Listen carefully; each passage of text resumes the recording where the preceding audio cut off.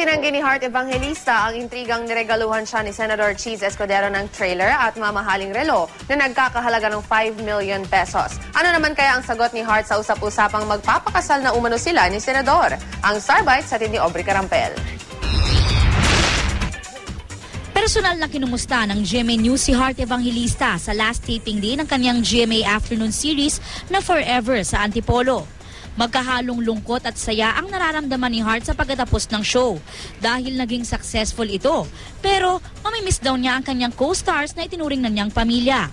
Sila raw kasi ang mga dumamay rin sa kanya lalo na sa pinagdaan ng kontrobersya. Lahat naman sila sa show na intindihan yung may mga pinagdadaan ako. Kaya nakakatawa naman kasi kahit trabaho, nandiyan pa rin yung care nila para sa akin. Itinanggi naman ni Heart na plano na nilang magpakasal ni Senator Cheese. It's a joke. Wala pa naman kaming pinag-uusapan.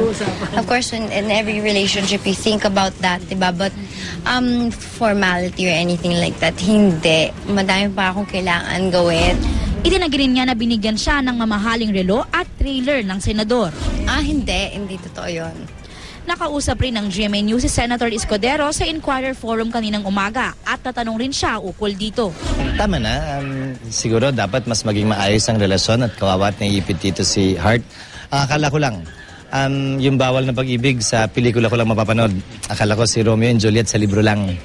Akala ko yung bawal umibig ng mas mayaman sa'yo sa teleserye lang. Sana sa'yo na lang nangyari at hindi na lang sa akin.